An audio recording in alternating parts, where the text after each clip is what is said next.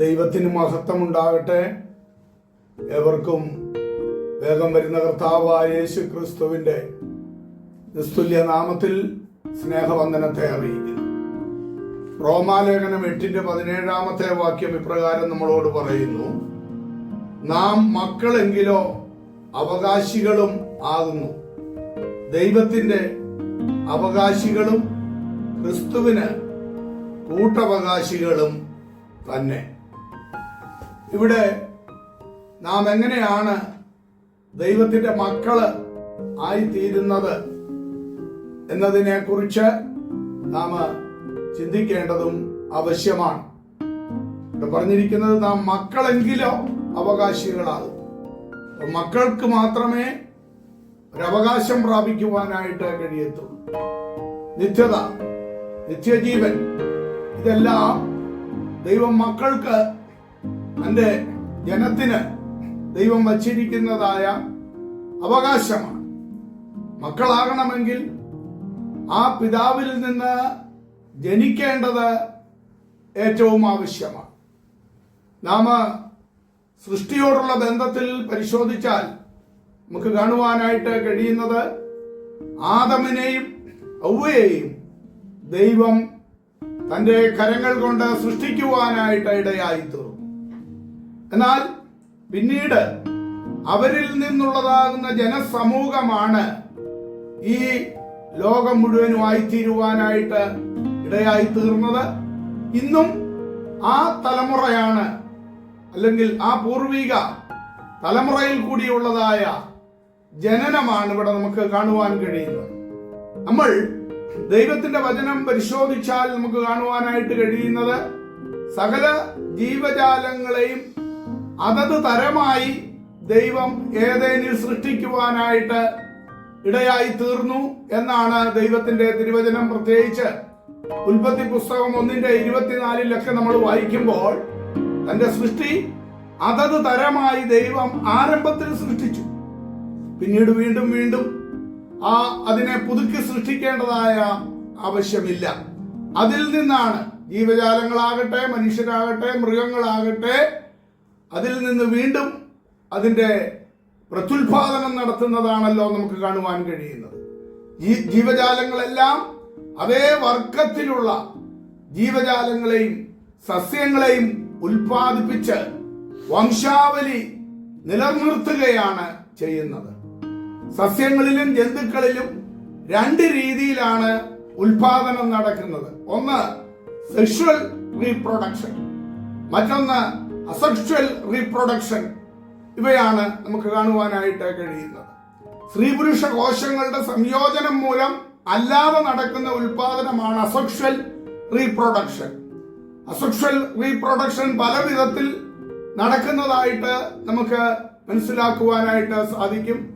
Amoeba മുതലായ ചില ഏകകോശ ജീവികൾ പൂർണ്ണ വളർച്ച പ്രാപിക്കുമ്പോൾ അത് രണ്ടായിട്ട് വിഭജിച്ച് രണ്ട് ജീവികളായി മാറുന്നത് നമുക്ക് മനസ്സിലാക്കുവാനായിട്ട് സാധിക്കും.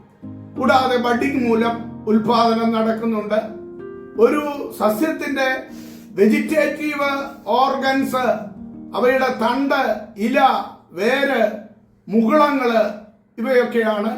അതിൽ കൂടി പ്രത്യുൽപാദനം നടക്കുന്നതും നമുക്ക് കാണുവാനായിട്ട് കഴിയുന്നു.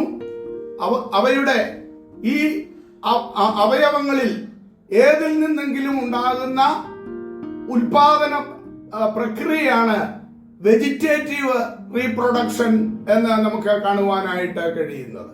അപ്പോൾ ചുരുക്കി പറഞ്ഞാൽ ദൈവം ആരംഭത്തിൽ തന്നെ സകല ജീവജാലങ്ങളെയും സസ്യജാലങ്ങളെയും സകല ജന്തുജാലങ്ങളെയും ദൈവം സൃഷ്ടിച്ചു. പിന്നെ വേറെ ഒരു പുനർസൃഷ്ടിയുടെ ആവശ്യമില്ല എന്നുള്ളതാണ് നമുക്ക് കാണുവാനായിട്ട് കഴിയുന്നത്. അപ്പോൾ ഇവിടെ നമ്മൾ മനസ്സിലാക്കേണ്ടുന്നതാകുന്ന കാര്യം, നാം ദൈവത്തിന്റെ സാദൃശ്യത്തിലും സ്വരൂപത്തിലും സൃഷ്ടിക്കപ്പെട്ടവരാണ്. അതാണ് ഉൽപ്പത്തി പുസ്തകം 1:26-27 വാക്യങ്ങളെല്ലാം വ്യക്തമാക്കുന്നത്. സസ്യജാലങ്ങളെയും ജന്തുജാലങ്ങളെയും എല്ലാം ദൈവം ആരംഭത്തിൽ സൃഷ്ടിച്ചു. മനുഷ്യനെ ദൈവം സൃഷ്ടിച്ചു. എന്നാൽ ആ മനുഷ്യനെ ദൈവത്തിന്റെ സാദൃശ്യത്തിലും സ്വരൂപത്തിലുമായിരുന്നു ദൈവം സൃഷ്ടിച്ചത്.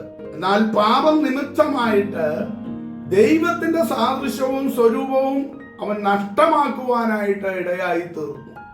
എന്നാൽ ആ സാദൃശ്യത്തിലേക്കും സ്വരൂപത്തിലേക്കും അവൻ മടങ്ങി വരുമ്പോൾ മാത്രമേ ഇവിടെ നമ്മൾ വായിച്ചതുപോലെ, ഈ റോമാലേഖനം 8:17 നമ്മൾ വായിച്ചതുപോലെ, നാം മക്കളെങ്കിലോ അവകാശികളുമാകുന്നു, ദൈവത്തിന്റെ അവകാശികളും ക്രിസ്തുവിന് കൂട്ടവകാശികളും തന്നെ എന്നുള്ളതായ കാര്യം.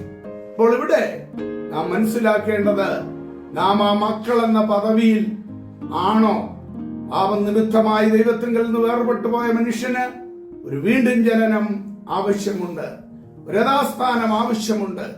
അത് ക്രിസ്തുവിനെ അവന്റെ ഉള്ളിൽ അവൻ ഏറ്റെടുക്കുമ്പോൾ മാത്രമാണ് അത് നടക്കുന്നത്.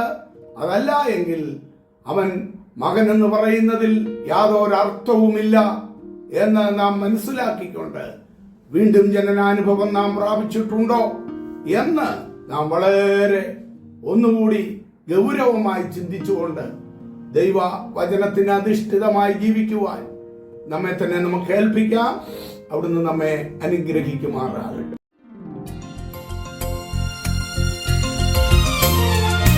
മഹൽ സ്നേഹം പരലോക പിതാവു തൻ മകനെ മരിപ്പതിനായി കുരിശിൽ കൈവെടിഞ്ഞു. മകനെ മരിപ്പതിനായി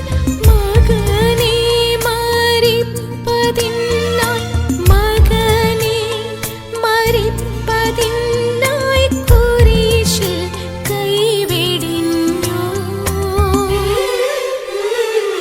മഹൽ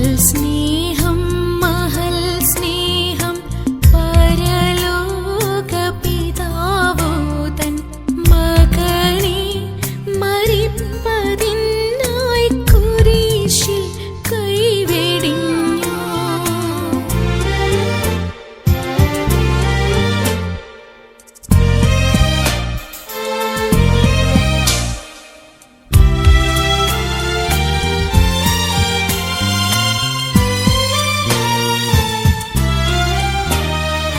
സ്വർഗ്ഗസ്ഥ